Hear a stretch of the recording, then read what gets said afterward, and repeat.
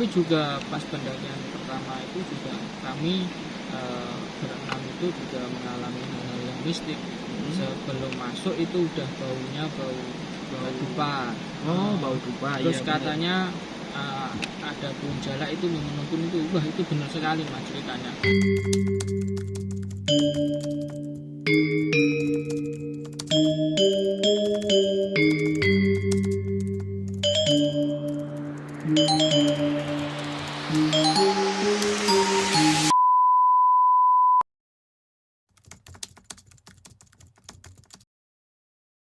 Assalamualaikum warahmatullahi wabarakatuh.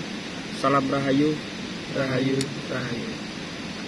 Ya, kali ini teman-teman, kita sedang berada di tempat yang spesial, di hari yang spesial, dengan Mas yang spesial. Ya kan, tentunya Mas ini mau menceritakan pengalaman pertama naik ke Gunung Lawu. Gunung Lawu, Mas. Ya, mungkin bisa perkenalkan namanya siapa? Nama saya Taufik mas. Taufik. Ya. Loh, kok sama seperti saya, Mas? Saya juga Taufik loh, Mas. Namanya berarti kita dua Taufik ya. Taufik, Mas. Ya, Dua gitu, Taufik. Mas. Ya, Oh, ya. ternyata Masnya Mas Taufik. Jadi gini, Mas, kita kan juga sering mendaki gitu kan. Otomatis kan kita punya pengalaman. Iya. Terus kenapa kok kita bisa ikut daki? Jadi senang daki itu karena apa? Oh, mungkin kita pengalaman Iya, iya, pengalaman. bisa. Terus kok bisa sering daki gitu gimana? Gitu. Ya mungkin dari saya dulu ya mas. Ya. Dulu itu saya senang daki itu karena dulu itu ada teman saya mas.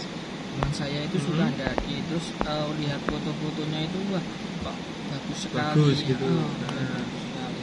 Terus saya pertama langsung ikut teman saya mendaki, dan itu nggak tanggung-tanggung mas. Itu dakinya itu di gunung yang wah begitu sangat Gimana? terkenal. Pertama kali mendaki itu di Gunung Lawu mas. Itu wah sangat mistik sekali. awal mula daki, pertama daki ya. di Gunung Lawu, Mas. Iya mas. Wah, Aduh. itu sangat Coba melelahkan. teman-teman bayangkan, pertama kali, biasanya kan kalau pertama kali kan di gunung kan yang nggak tinggi-tinggi banget lah, mungkin kan 2000 mdpl atau berapa. Kalau Lawu itu berapa, Mas? 2000, mungkin sekitar 3000. mungkin 3000, udah ya, 3000 ya. 3200 berapa gitu mas. Ya Mas ya. Jadi tentunya itu pengalaman yang sangat berharga, melelahkan juga, Mas. Iya. Iya kan? Ini sambil linting nggak apa-apa ya, apa-apa, Mas. Ini kan obrolan santai Iya. aja. Jadi pertama daki itu tahun berapa, Mas? Nah, mungkin dulu itu tahun 2018 ya. 2018. Iya. Itu 2018 pertama kali diajak, itu juga dadakan, tidak ada persiapan mas. Itu di situ saat perjalanan ya mas. Ini cerita aja ya mas. Iya. Pas pendakian di Gunung Lawu itu kita itu berenam. Ada 4 laki-laki dan 2 cewek. Nah itu kita ndaki, berangkatnya kan sore. Ya kita estimasinya sampai puncak itu 8 jaman. Katanya pemula itu 8 jaman, dan kita itu naiknya di Cemoro Sewu mas. Lewatnya Cemoro Sewu. Iya. Pertama kali daki lewatnya Cemoro Sewu. Kalau Biasanya kan kalau yang pertama daki kan biasanya kan treknya itu yang landai, Mas, maksudnya nggak terlalu berat. iya, langsung masalahnya kalau yang landai itu katanya di Cemoro Kandang mas, tapi kami takut sama pasar setan mas. Oh iya, iya benar, Mas. Di sana juga ada pasar setan, Mas. Iya. Kalau lewat Cemoro Sewu mungkin kayaknya nggak ada ya, Mas? Nggak ada itu. Nggak ada. Tapi juga pas pendakian pertama itu juga kami berenam itu juga mengalami hal-hal yang mistik. Sebelum masuk itu udah baunya bau dupa. Oh, bau dupa. Terus Iya, benar. katanya ada burung jalak itu menuntun itu. Wah, itu benar sekali mas ceritanya. Kalau iya memang kalau Gunung Lawu emang terkenal jalak ya, Mas. Biasanya kan ngasih jalan atau Iya. gimana gitu. Iya, itu pertama itu wah saya juga bingung. Tiba-tiba masuk ke jalur pendakian, ada burung jalak yang datang. Nah itu menunjukkan jalan, naik tangga satu mulai kanan kiri. Iya. Di itu kami senang dulu, wah ada yang nunjukin jalan. Alhamdulillah, karena kami niatnya itu naik gunung itu ya apa istilahnya, menikmati keindahan, tidak neko-neko. Iya. Sampai itu singkat aja Mas, aku sampai pos 1 Mas. Pos 1. Ya, sampai pos 1 itu saya mengalami sangat ya kelelahan Mas, karena belum ada persiapan juga pertama kali daki di situ saya itu sangat istilahnya ngelopro atau mutung ya. Ya kalau bahasa Jawanya mutung itu istilahnya gini Mas, jadi kita ibaratnya udah mau menyerah gitu. Nah, itu Lanjut Mas. ya itu. Nah di situ terus saya suruh teman-teman tinggalin saya di situ. Tapi alhamdulillah teman-teman saya mengerti Mas, kasih semangat. Ayo Mas, kamu bisa, ayo Mas. Otomatis kalau cewek yang ngasih semangat Mas. Iya kan? Itu. Biasanya kan kalau naik gunung kan kalau udah disemangatin cewek pastinya kan senang Mas. Iya. Iya kan? Ya itu kan itu gitu semangatnya, Mas. itu semangat yang bonus itu Mas. Bonus. Semangat cewek, ayo Mas, wah itu langsung semangat sekali. Iya. Nah, terus naik sampai pos 2 kecapean juga. Terus sampai pos 3 itu kita istirahat sebentar. Nah, istirahat, makan, minum, ya nggak tenda itu, cuma bikin kopi gitu. Kopi. Terus di situ habis itu kita naik lagi, dan itu salah satu teman kita yang pertama yang di depan nunjukin jalan itu katanya diikutin sama, nggak tahu Mas, nggak kelihatan, jadi kayak ada yang nunjukin jalan di semak-semak itu ngikutin jadi sampai puncak itu akan diikutin gitu. Tapi dia ceritanya itu mesti sampai pas udah pulang itu. Kan nggak mungkin kalau cerita di sana kan maksudnya kalau temen-temen tahu cerita itu kan mungkin ketakutan atau gimana kan. Ya itu bagus Mas. Itu terus sampai di Mbok Yem kita istirahat, dan di situ itu wah bener Mas, kalau di gunung itu suasananya dingin sekali Mas. Iya Mas. Sekarang di ketinggian sekitar 2.900 atau berapa lah. Kan tinggal naik puncak lagi kan berapa meter gitu kan.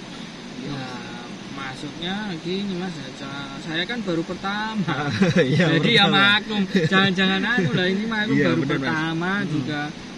Di situ udah langsung ke puncak Gunung Lawu yang terkenal mistiknya juga. Nah, terus kita istirahat di situ sampai jam 12-an. Terus naik ke puncak itu sampai puncak jam 2 Mas. Kita nggak ngecamp, nggak sama sekali. Jadi perjalanannya estimasinya 8 jam itu loh. Itu lebih jadi. Jadi 10 jam Mas. 10 jam. Itu jam. Pengalaman yang sangat berharga juga. Otomatis kan biasanya kan kalau yang ke Gunung Lawu ya Mas, maksudnya kalau itu ngecampnya di mana tuh? Kalau kami itu dulu ngecampnya langsung di puncak Mas. Di puncak. Biasanya kan kalau yang pengalaman ya maksudnya kan biasanya kan di Mbok Yem atau di mana gitu, maksudnya kan kalau ke puncak itu mungkin pas paginya Mas, maksudnya pagi mau subuh itu baru naik biasanya gitu Mas orang-orang. Oh jadi Masnya itu puncaknya di atas, ya, di puncak. Kami niatnya gini Mas, sampai puncak dulu istirahat, terus nanti pulangnya gampang lah. Gitu. Terus nanti di atas kami tidur sebentar, jam 2 tidur, terus bangun pagi. Nah pagi itu kami ya foto-foto lah Mas. Ya. Dari salah satu teman kita itu foto itu ada jalannya, dan di situ ada sinar warnanya hijau Mas. Itu fotonya jalan. Masih nggak Mas? Masih. Nanti bisa ditayangin di sini ya Mas. Iya nanti bisa, nanti saya carikan. Kan? Boleh kan? Boleh siap. Nggak apa-apa itu pengalaman. Ya biar nanti teman-teman juga merasakan dan pengenlah naik ke gunung itu suasana seperti apa. Jadi itu ada ya cerita mistik itu, terus kami foto-foto terus pulang. Dari sana jam berapa turunnya? Turunnya itu sekitar jam 10-an kalau nggak salah. Jam 10 pagi ya? Jam 10 pagi. Terus turun? Iya turun. Terus ya kami sebenarnya yang pemula itu ada 2 orang. Teman saya dan saya. Terus pulangnya itu juga yang lain udah jauh, itu saya sama teman saya itu yang 2 itu juga agak lambat lah. Oh, jadi enggak, maksudnya enggak ditinggal atau gimana maksudnya? Ya enggak ditinggal, itu ya bareng-bareng, tapi jalannya itu agak jauh-jauhan. Saya itu kelelahan, katanya suruh juga, katanya juga menyerah, nggak mau pulang katanya. Nggak mau pulang? Iya, di situ kami takut ya, katanya ceritanya ya ada yang hilang di situ-situ, terus ada mistik pasar-pasar itu juga. Kami juga takut mau bicara yang enggak juga enggak. Mungkin gini Mas, maksudnya mungkin itu kan baru pertama kali daki ya. Otomatis baru pertama daki ke Lawu Mas. Itu kalau bisa saya simpulkan itu nekat Mas. Kalau bisa saya simpulkan, mungkin kalau Masnya nggak tahu, kalau bisa saya simpulkan mungkin itu nekat. Terus yang kedua, kita belum pernah daki juga kan Mas, pengalaman juga belum ada kan, otomatis kita itu harus persiapan juga Mas. Iya kan. Daki itu bukan kok cuma kita harus daki Mas. Jadi nggak bisa. Teman-teman kalau daki, Masnya kita harus tahu treknya gimana, terus perjalanan estimasi berapa gitu harus tahu. Dan terus ada pantangan-pantangan juga Mas kalau naik. Sama Mas, sama tahu kekuatan kita. Ya benar Mas. Soalnya ya pengalaman di sana, sambil ngopi dulu Mas. Iya Mas. Ngopi dulu, minum dulu, masa cerita itu ya agak gimana itu. Ini saya juga mau ngelinting ini. Oh nggak apa-apa, sambil cerita. Dari mana Mas tembakau ini Mas? Ini dari Temanggung. Itu terkenal apa namanya, tembakau ini bagus itu Mas. Iya. Saudara saya juga Temanggung Mas. Dari teman saya Mas. Oh. Kalau aku ke Temanggung tak bawain Mas. Wah, nggak apa-apa Mas. Ini saya suka di situ, sambil ngopi sambil ngerokok, ngobrol sana gini kan lah. Terus lanjut turun itu sampai base camp itu sampai berapa? Atau ada pengalaman lain mungkin? Kalau pengalaman lain ini ada teman saya, tapi ini nggak tahu ya, apa misalnya mungkin ini kelelahan atau karena hal-hal yang mistik, saya juga nggak tahu. Habis istirahat di batu yang besar, teman saya itu kan gini Mas, istirahat di apa namanya, di batu besar itu ya. Batu besar di pos berapa Mas? Kayak kalau Lawu itu ada pos keberapa ya, ada batu besar di pinggir itu ada 2 kayaknya batunya. Ya itu. Itu di pos berapa? Lupa saya. Pos 4 atau berapa? Aku juga lupa Mas. Coba nanti bisa browsingin kan, maksudnya kan nanti bisa aku tayangin di layar itu. Biar buat pengalaman teman-teman juga. Terus ya habis itu teman saya itu kakinya itu kaku dan berat, sampai pakai celana panjangnya dilepas, pakai celana pendek koloran, terus kasih balsem juga apa namanya. Mas tahu nggak kalau orang yang habis sunatan itu? Ya, itu biasanya kan itu. Jalannya itu sedikit gimana ya Mas? Ya, biasanya kan kalau jalan kan gini-gini ya. Kan sedikit gini ya. Ya, sedikit gini gitu. gitu. Lucu sekali sebenarnya. Tapi di situ kami nggak tertawakan karena juga kasihan mungkin kan ya. Kasihan juga. Tapi ya alhamdulillah sampai bawah semuanya selamat, dan di bawah itu kita bersyukur sekali Mas. Kenapa? Karena di situ kami dengar kabar katanya di atas itu ada kebakaran. Jadi kalau kita nggak turun saat itu juga, mungkin kita di sana bisa sampai 3 hari. Karena ada kebakaran hutan katanya. Oh, jadi ketika Masnya turun itu ada info dari base camp itu kebakaran. Iya. Itu alhamdulillah sekali. Itu tahun 2018 ya Mas? Iya. Itu kayaknya kalau nggak salah itu beritanya di Cemoro Kandang atau mana itu kayaknya yang kebakaran. Iya di Cemoro Kandang.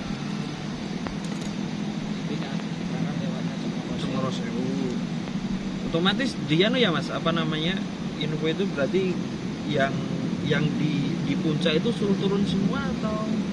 Ya kalau yang kejebak pasti suruh nginep di atas. Nginep dulu. Tidak boleh. Nggak boleh turun ya. Mungkin gini, saya mungkin bisa cerita ya mas. Ya. Pengalaman ini bukan ke gunung mas sebenarnya. Jadi pengalaman pertama itu dulu mendaki bukit mas. Itu namanya itu sebelah selatan Gunung Lawu. Mungkin kalau masnya lewat itu tahu itu ada bukit yang namanya Bukit Mungkrang mas. Bukit Mungkrang. Itu di desa mana mas? Kalau itu desanya mana ya mas? Itu bawahnya bawahnya Lawu ya. Iya bawahnya Lawu, tepatnya bawahnya Lawu. Jadi Lerengnya. Ya gitu. Mungkin ya mas, kalau nggak salah di daerah Cemoro Kandang ya. Iya mas. Jadi Cemoro Kandang di sini ya maksudnya sebelah selatan Cemoro Kandang pas. Itu ada bukit namanya Bukit Mungkrang. Jadi kalau sekarang udah dibuka buat umum mas. Kalau dulu jadi enggak, jadi dibuka untuk mapala mas. Oh iya. Jadi ceritanya gini mas, kita dulu itu berenam mas. Pengalaman mendaki itu juga belum ada. Yang ada mungkin cuma satu udah pengalaman lah. Jadi kita itu berenam, tidak ada registrasi mas. Jadi tidak, maksudnya kan belum dibuka buat umum. Belum ada loketannya. Ya belum ada loketannya. Kita daki mas. Kita daki, kita menelusuri. Jadi jalan setapak itu cuma ada sampai mungkin kurang lebih ya 800 meter mas. Itu jalan setapak. Habis itu wah kayak gini mas, maksudnya kayak kita itu babat alas mas. Jadi belum ada trek, kita nekat. Nerobos saja, nggak tahu jalan, belum pernah ke situ, terus nekat aja gitu. Mas. Malam sekali ya. Malam. Itu berangkat itu sekitar jam 2 pagi. Gimana? Kalau itu enak-enak tidur mas. Iya mas. Berangkat wah itu nekat itu mas. Nah, kan gini mas, maksudnya kan kita juga nggak ada kegiatan. Belum punya istri juga. Iya. Jadi kalau punya istri kan mungkin beda kan mas. Iya, belum punya istri. Kita masih muda, udah kita coba daki lah. Yang pertama ke bukit itu. Jadi mitosnya itu gini, Bukit Mungkrang dan di sebelahnya itu ada Bukit Jogolarangan mas. Jadi Jogolarangan itu pantangan buat yang mau ke Mungkrang itu, kalau ke Jogolarangan itu nggak boleh atau boleh. Nah gitu. Kenapa mas itu? Mungkin karena apanya? Aduh kalau soal itu saya kurang tahu mas, soalnya ya cuma di internet cuma gitu mas.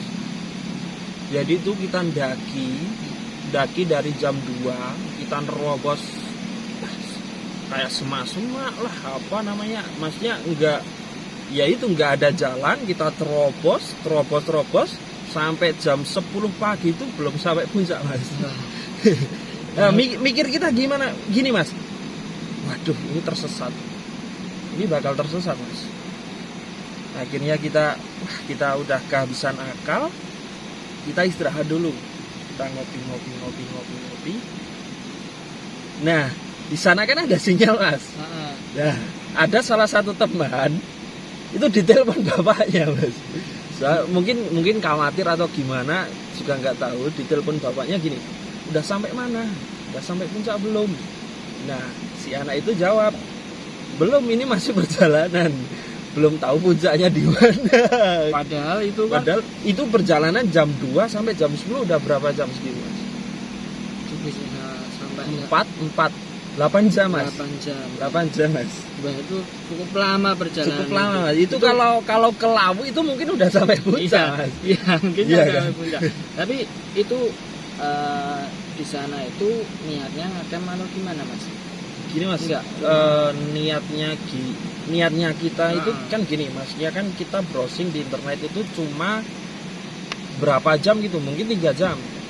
Kita sampai sana, diriin tenda, ngopi lah sambil lihat sunrise mas. Iya. Niatnya cuma gitu. Nah ternyata kok nggak sampai-sampai gitu. Berarti 8 jam itu Jalan terus mas, nggak ada berhentinya. Ya mungkin berhenti ya sekedar capek lah ngerokok atau gimana gitu. Terus pengalamannya itu di malam itu gimana mas? Ada hal-hal yang aneh atau gimana, mungkin ada yang apa? Kalau untuk hal aneh, jadi gini mas, ada salah satu teman saya, dia itu punya topi mas. Iya. Punya topi itu kayak topi tentara itu loh mas. Topi tentara itu. Kopral itu. Ya, kopral, bener. Kopral Dandim ya mas. Ya, kopral Dandim. Biasanya kan di sini Ya, kan bener. Kopral Dandim. Kopral Dandim. Ya. Saya juga belum tahu mas, kopral Dandim itu kayak apa topinya belum tahu mas. Tahu saya satpam mas. Gitu. Kan satpam kan banyak topinya kan, kelihatan lah. Ada apa lah. Nah, jadi pengalaman itu kita ya sekitar jam 12 mas. Kita kan pas itu kan udah kehabisan akal, kita ngopi-ngopi lah di tenda di situ. Udah nggak ada niatan ke atas lagi. Ya udah kita balik. Nah temenku itu dia kan ada kan jalur jalur air. Itu kan masih murni lah, masih tidak tercemar gitu kan. Jalur airnya kan ada bersih. Ya masih bersih, sumber. Sumbernya. Temenku itu kayak cuci muka mas. Topinya ditaruh di atas batu atau apa gitu. Nah temenku itu terus kembali ke teman-teman. Nah habis itu dia baru sadar kalau topinya itu ketinggalan. Nah terus dia tuh bilang gini, ya udah itu kalau topi itu kalau udah hilang nanti kembali lagi kok. Terus akhirnya kita jalan turun, akhirnya ketemu lah topi itu di bawah salah satu mapala di situ. Berarti itu yang hebat topinya. Topinya mas, kayak kalau aku lihat topinya yang hebat mas. Keren Bisa kan? ya? Kok bisa mas? Bisa. Itu lucu mas. Di luar nalar. Di luar nalar. Bisa. Bisa. Berarti topinya itu ada yang nunggu, bukan gunungnya yang ada. Bukan yang gunungnya. Tapi topinya. Topinya mas. Kopi dulu mas. Ya, Santai aja. Jadi itu mas, jadi setelah topi udah ketemu, ya udah kita turun sampai sekitar jam, kalau turun lebih mas, maksudnya lebih mudah dibanding kita naik. Soalnya gini mas, kita turun kita lihat treknya ternyata kayak gitu mas. Lihat treknya gimana? Jadi treknya yang itu dilihat itu gimana? Seakan-akan itu rawa mas. Coba mas.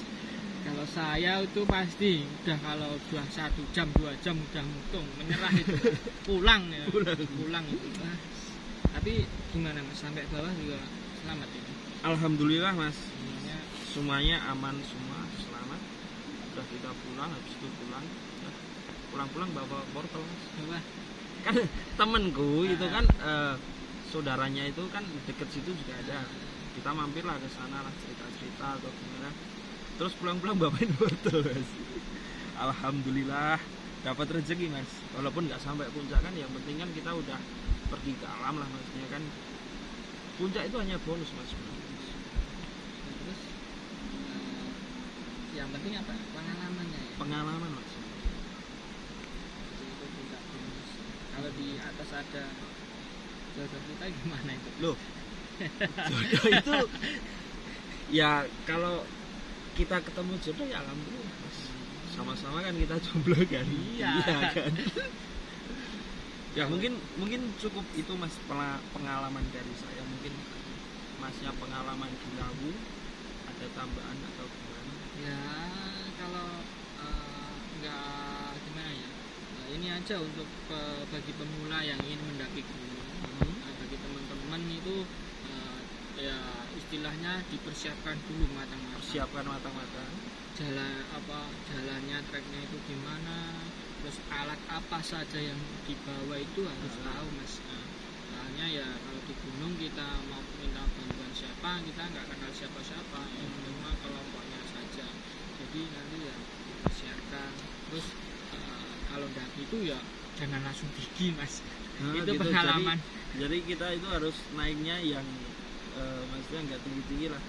Tapi ya kalau deket-deket sini mungkin Mongkrang gitu kan, Mongkrang udah dibuka sekarang. Ya.